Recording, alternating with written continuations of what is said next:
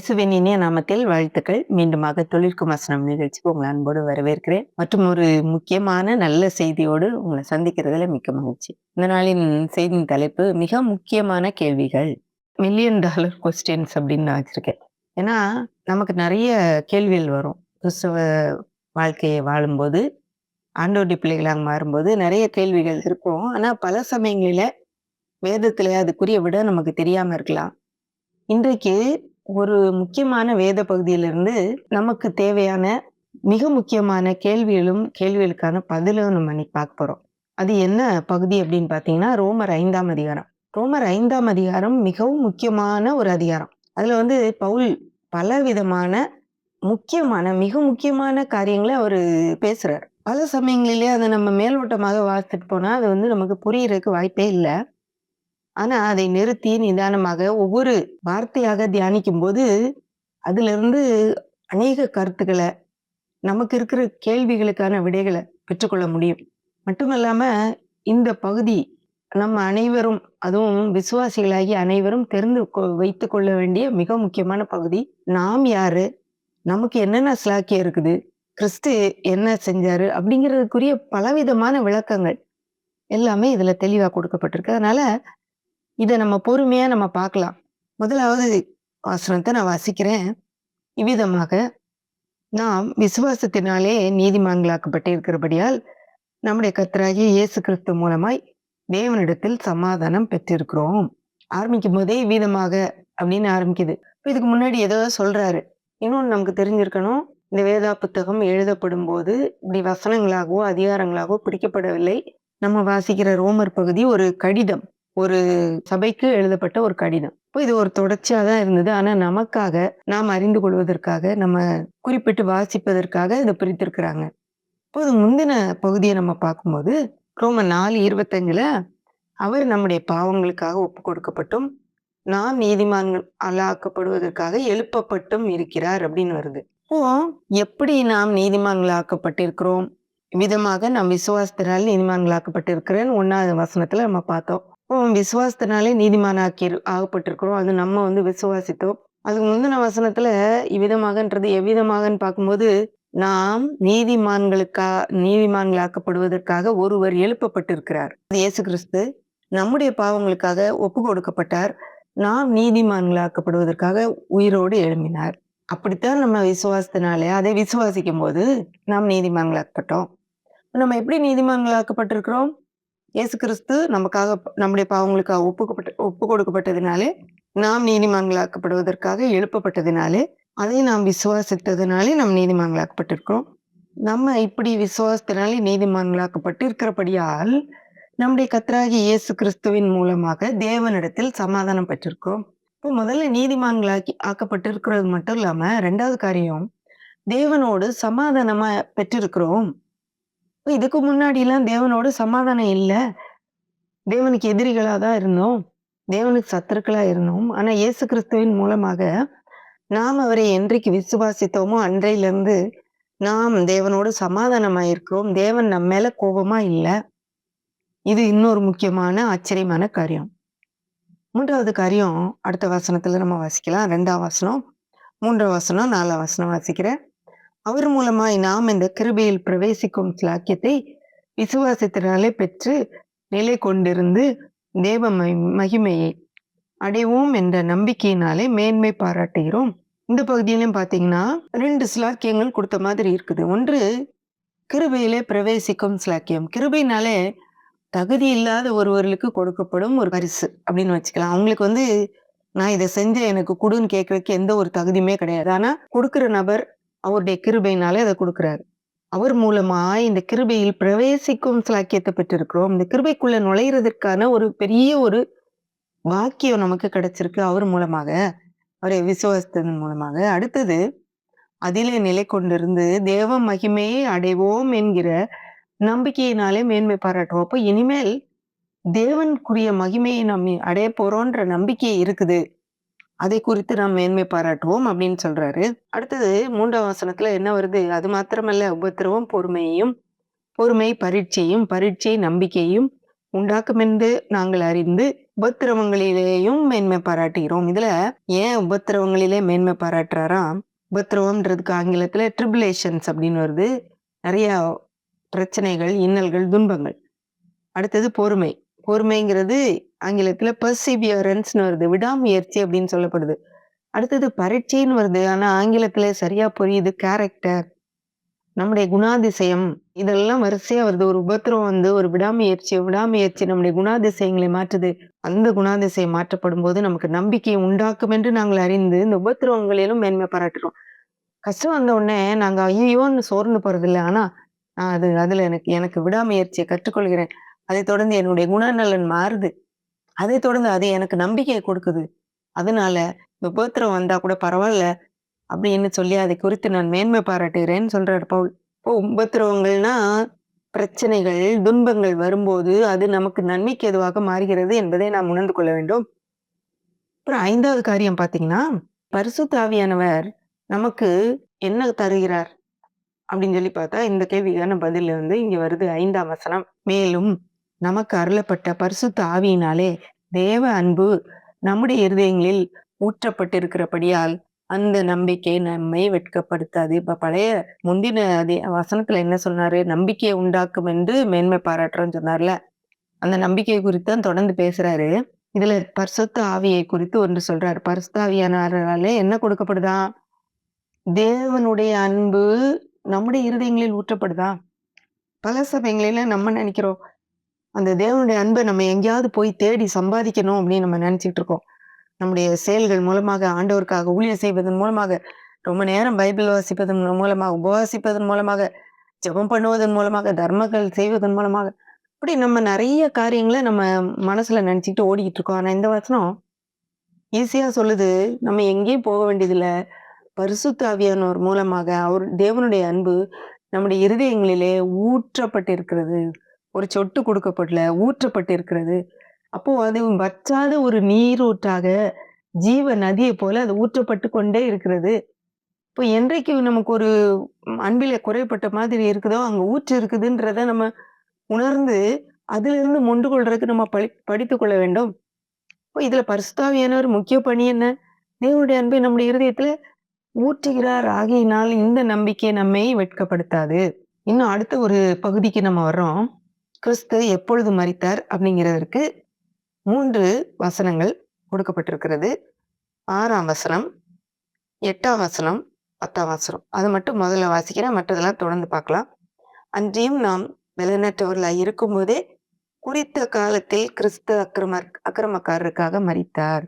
இந்த வசனத்தின்படி நம்ம வந்து பலனற்றவர்களா இருக்கும்போதே, ஆங்கிலத்துல ஹெல்ப்லெஸ், ஒரு சின்ன குழந்தை பிறக்கும்போது உதவியற்ற நிலைமையில, பலனற்ற நிலைமையில பிறக்குது.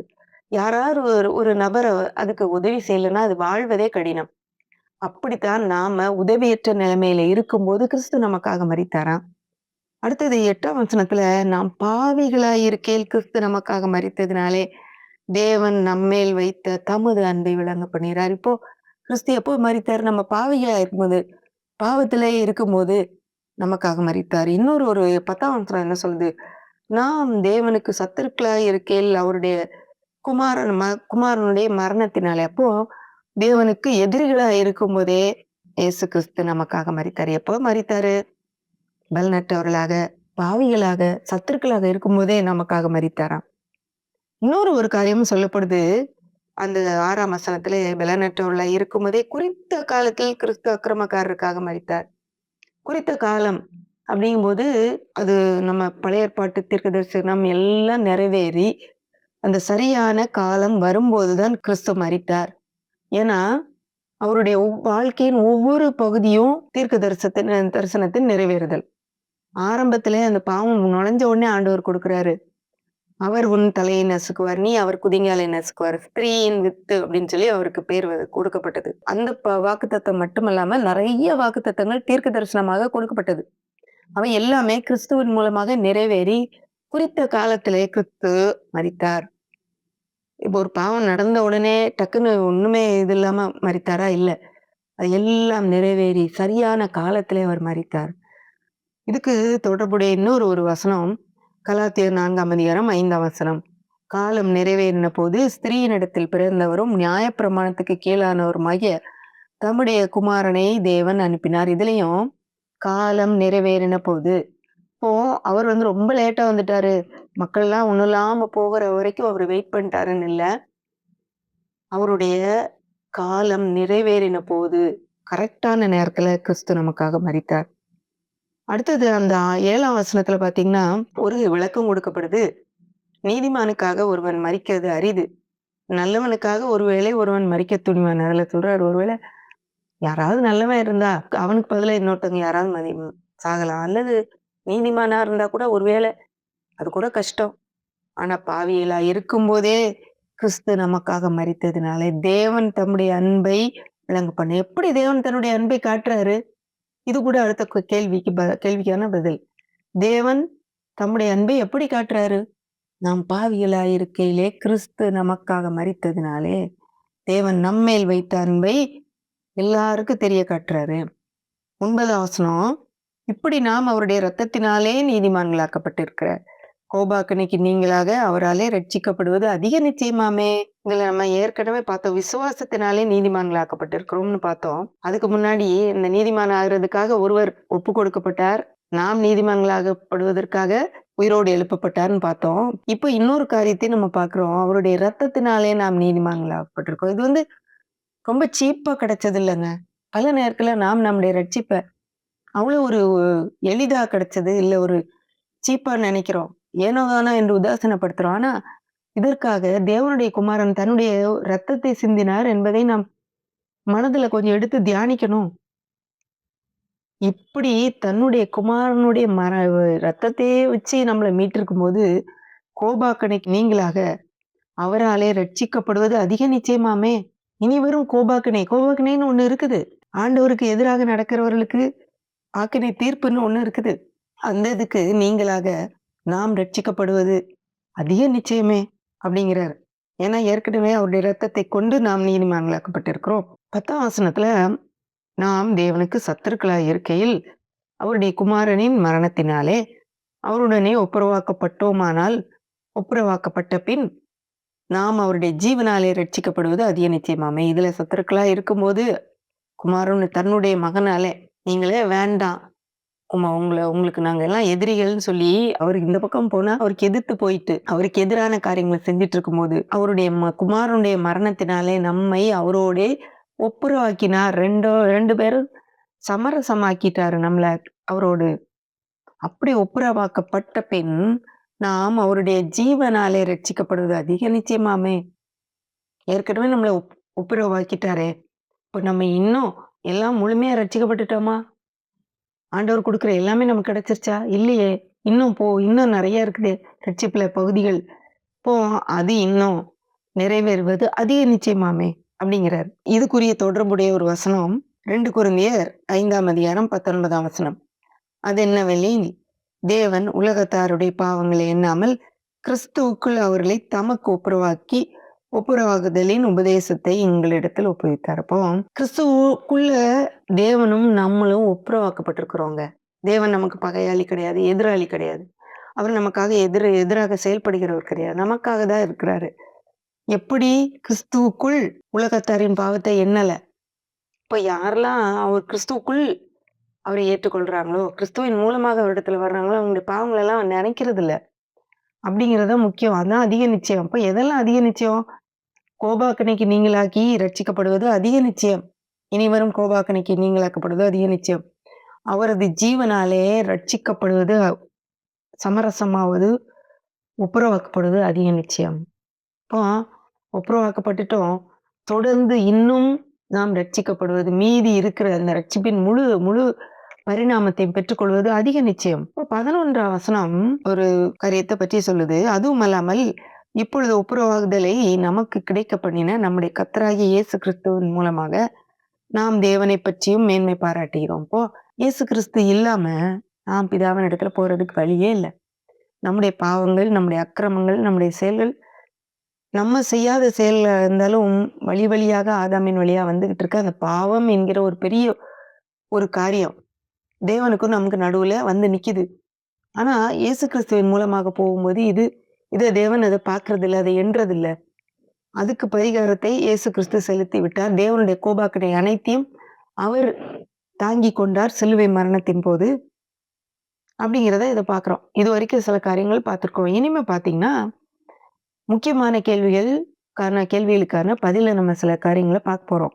7வது பாயிண்ட் என்னன்னா, இந்த உலகத்திலே மரணம் எப்படி வந்தது? அப்படிங்கிறது தான். இது ரோமர் 5:12 வசனம். இது எல்லாமே ஒரு கம்பேரிசன் மாதிரி வரும். இப்படியாக ஒரே மனுஷனாலே பாவமும், பாவத்தினாலே மரணமும் உலகத்தில் பிரவேசித்தது போல. இப்போ இது ஒரே மனுஷன் யாரு? ஆதாம். ஆதாம் மூலம் தான் பாவம் உலகத்துக்குள்ளே வந்தது. பாவம்னோனே நமக்கு முன்னாடி நெறைய காரியங்கள பார்க்குறோம். அதாவது விபச்சாரம், வேசித்தனம், கொலை, கொள்ளை, கொடூரமான தன்மை, எரிச்சல், கோபம் அந்த மாரி நெறைய பார்க்குறோம். ஆனா, அவன் செய்தது ஒண்ணே ஒண்ணு தானே! அப்படி அதுல என்ன இருக்கு? அப்படின்னு நீங்க நெனைக்கிறீங்க. அந்த ஒன்று தான் இந்த பெரிய பெரிய பாவங்களுக்கு வழிகாட்டுச்சு. எப்படின்னு பார்த்தீங்கன்னா, அந்த ஒண்ணு நான் தேவன் சொன்னத கேட்க மாட்டேன். என்னுடைய சுய விருப்பப்படி செய்வேன்னு சொல்லி அவன் ஆரம்பிச்சது. இன்னும் ஒரு 3, 4 ஜெனரேஷனுக்குள்ள தேவன் மனஸ்தாபம் படும் அளவுக்கு பாவம் பெருகி போச்சு. அதனால தான் ஒரே மனுஷனாலே பாவமும், அந்த பாவத்தின் விளைவாக தான் மரணம் வந்துச்சு. உலகத்திலே பிரவேசித்தது. ஆனா, ஆண்டவர் படைக்கும்போது அவங்கள நித்தியமாக வாழ வேண்டும் என்ற எண்ணத்தோட தான் படைத்தார். அவனுடைய உலகத்திலே பாவமும் மரணமும் பிரவேசித்த போலவும், எல்லா மனுஷரும் பாவம் செய்தபடியால் மரணம் எல்லாருக்கும் வந்தது போல இதுவும் ஆயிற்று. இப்ப எல்லாருக்கும் ஒரு மனுஷனுடையது எல்லாருக்கும் வந்துருச்சு. இதுல யாருமே நான் இதுல இத சேர்க்க முடியாது என்னைய. நான் இதுக்கு விதிவிலக்குன்னு சொல்லவே முடியாது. அது ஒரு குடை மாதிரி எல்லாரையும் மூடிருச்சு. பாவம் செய்தபடியால் மரணம் எல்லாருக்கும் வந்தது போல இதுவும் ஆயிற்று. 13 வசனம், 14 வசனம் வாசிக்கிறேன். நியாயப்பிரமாணம் கொடுக்கப்படுவதற்கு முன்னும் பாவம் உலகத்தில் இருந்தது. நியாயப்பிரமாணம் இல்லாதிருந்தால் பாவம் எண்ணப்பட மாட்டாது. அப்போ இதுல என்ன சொல்ல வர்றாரு? ஆதாம்ல இருந்து மோசே நியாயப்பிரமாணம் கொடுக்கப்படும் வரைக்கும் பாவம்னா என்னன்னே யாருக்கும் தெரியல. அவங்கவங்க இஷ்டப்படி செய்றாங்க. அவங்களுடைய சூழ்நிலை இதுல இருந்து வெளிவர்றதுக்கு அவங்களுக்கு வழியே தெரியல. எல்லாரும் அதே வழியில தான் போயிட்டே இருக்கிறாங்க. அவங்களுக்கு நம்ம பண்றது தப்புன்னே அவங்களுக்கு தெரியல. ஆனா நியாயப்பிரமாணம் ஒண்ணு வந்த உடனே பாவம்னா என்னது அப்படின்னு சொல்லி நமக்கு தெரிஞ்சிருச்சு அப்படிங்கிறது தான் இந்த வசனம் சொல்லுது. 14ஆம் வசனம். அப்படி இருந்தும் மரணமானது ஆதாம் முதல் மோசே வரைக்கும் ஆதாமின் மீறுதல் கொப்பாய் பாவம் செய்யாதவர்களையும் ஆண்டு கொண்டது. அந்த ஆதாம் பின்பு வந்தவருக்கு முன் அடையாளமானவன். இந்த வசனம் என்ன சொல்லுது? நியாயப்பிரமாணம் முன்னாடி வரைக்கும் பாவம்னா யாருக்குமே தெரியாது. அப்படி தெரியாம இருந்தா கூட எல்லாருக்கும் மரணம் வந்துச்சு. எல்லாரும் செத்துதான் போயிட்டு இருந்தாங்க. ஏன்னா, அந்த மரணம் என்பது பாவத்தின் விளைவாக உள்ள நுழைஞ்சிருச்சு. அது எல்லாரையும் மூடிருச்சு. அந்த ஒரு மனுஷன் மூலமா எல்லாருக்கும் வந்துருச்சு. அடுத்தது இதுல என்ன போட்டிருக்கு? அப்படி இருந்தும் மரணமானது ஆதாம் முதல் மோசே வரைக்கும் ஆதாமின் மீறுதல் கொப்பாய் பாவம் செய்யாதவர்களையும் ஆண்டு கொண்டது. ஆதாம் டைரக்டா ஆண்டவர் சொன்னதை கீழ்ப்படியல. அப்படி கீழ்ப்படிஞ்சு ஒழுங்கா நடக்கிறவங்களையும் அந்த மரணம் ஆண்டு கொண்டது. இதுல இருந்து தப்பிக்கிறதுக்கு ஒரு வழியே இல்ல. இப்ப எப்படி மரணம் வந்தது? ஒரே மனுஷனாலே ஆதாம் மூலமாக அந்த ஒரே மனுஷனுடைய மீறுதல்னாலே வந்துச்சுன்னு பார்க்குறோம். இப்போ இன்னொரு பகுதி 15ஆம் வசனம் வாசிக்கலாம். ஆனாலும் மீறுதலின் பலன் கிருபை வரத்தின் பலனுக்கு ஒப்பானதல்ல. இப்போ 2 காரியத்தை அவர் சொல்றாரு. ஆதாமின் மீறுதல்னா கட்டளை இருக்குது. அத மீறிட்டான். அப்போ மீறுதலுக்கு ஒரு பலன் இருக்கு. கண்டிப்பா. அதுக்கான ஒரு கூலி இருக்குது. அடுத்தது மீறுதலின் பலன் கிருபை வரத்தின் பலனுக்கு ஒப்பானதல்ல. கிருபை வரம்னா என்ன? கிருபை ஆகிய பரிசு. வரம்னா பரிசுன்றத ஞாபகம் வச்சுக்கணும். தமிழ்ல வரம்னோனே நம்ம வேற மாதிரி யோசிக்கிறோம். ஆனா கிஃப்ட் ஆஃப் கிரேஸ்ன்னு தான் வருது. இதுவும் 2 ஈக்குவல் கிடையாது. அதுக்கு மீறுதலுக்கு இவ்வளவு பனிஷ்மெண்ட்னா கிருபைக்கு அதுக்கு ஈக்குவலான காரியம் தான் கிடைக்கும் அப்படின்னு கிடையாது. ஒப்பிட முடியாது. எப்படி எனில் ஒருவனுடைய மீறுதலினாலே அநேகர் மரித்திருக்க ஒரு தேவனுடைய கிருபையும் இயேசு கிறிஸ்து என்னும் ஒரே மனுஷனுடைய கிருபையினாலே வரும் ஈவும் அநேகர் மேல் அதிகமாய் பெருகி இருக்கிறது. இப்போ இந்த வசனத்தின்படி பாத்தீங்கன்னா ஒருத்தர் பண்ணா நிறைய பேர் செத்துட்டாங்க. ஆனா தேவனுடைய கிருபையும் இயேசு கிறிஸ்து என்னும் ஒரே மனுஷனுடைய கிருபையும் கிருபையால் வரும் ஈவு கிஃப்ட். இந்த கிருபைங்கிற கிஃப்ட் அதிகமாய் அநேகர் மேல் பெருகிச்சான். ஒருத்தன் பண்ணதுனால அநேகருக்கு மரணத்துக்கு உட்பட்டது மாதிரி தேவனுடைய கிருபையினாலே இயேசு கிறிஸ்துவின் மூலமாக அநேகர் மேல் கிருபை பெருகுச்சு. இப்ப இதுவும் மீறுதலும் இந்த கிருபை ஈக்குவல் கிடையாது, ஒப்பிட முடியாது அப்படிங்கிறாரு. அடுத்தது பாத்தீங்கன்னா 17ஆம் வசனம். இது ரொம்ப முக்கியமான வசனம். அல்லாமலும் ஒருவனுடைய மீறுதலினாலே அந்த ஒருவன் மூலமாய் மரணம் ஆண்டு கொண்டிருக்க கிருபையின் பரிபூரணத்தையும் நீதியாகிய ஈவின் பரிபூரணத்தையும் பெறுகிறவர்கள் இயேசு கிறிஸ்து என்னும் ஒருவராலே ஜீவனை அடைந்து ஆளுவார்கள் என்பது அதிக நிச்சயமாமே. ஏற்கனவே 2 அதிக நிச்சயம் பார்த்துட்டோம். இது 3வது அதிக நிச்சயம். நிச்சயம் சொன்னாலே நிச்சயம் தாங்க. ஆனா இவரு ரொம்ப ஷுவர் அப்படிங்கிறாரு. அதிக நிச்சயம். அப்போ இதுல என்ன போட்டிருக்கு? ஒருவனுடைய மீறுதல்னால அந்த ஒருவன் மூலமாய் மரணம் அனைவரையும் ஆண்டு கொண்டிருக்குது. எஸ்கேப் பண்றதுக்கு வழியே கிடையாது. அதே மாதிரி கிருபையின் பரிபூரணம், அதாவது abundance ஆஃப் கிரேஸ், அதுல எந்த ஒரு கொஞ்சம் கூட குறையல, அதிகமா அவ்வளவு ஜாஸ்தி இருக்குது. நீதியாகிய ஈவின் பரிபூரணம், இதுல ஈவுங்கும் போது பரிசு. அந்த கிருபையின் மூலமாக நீதி, அதாவது ரைச்சஸ்னஸ் வந்து ஒரு கிஃப்டா கொடுக்கப்படுது. நீதி, அதாவது நீதினா என்னன்னே தெரியாது, நம்ம நீதிமான்கள்னா என்னன்னே தெரியாது நமக்கு. ஏன்னா நம்ம பாவம் செய்யதான் தெரியும். ஆனா தேவன் நம்முடைய பாவங்கள் எல்லாம் எடுத்து இயேசு கிறிஸ்துவின் மூலமாக வச்சு அவர் மூலமாக தேவனுடைய நீதியை நமக்கு கொடுத்துட்டாரு. நீதியாகிய ஈவின் பரிபூரணம், கிருபையும் பரிபூர்ணமா கிடைக்குது. நீதியாகிய கிஃப்டும் பரிசும் பரிபூர்ணமா கிடைக்குது.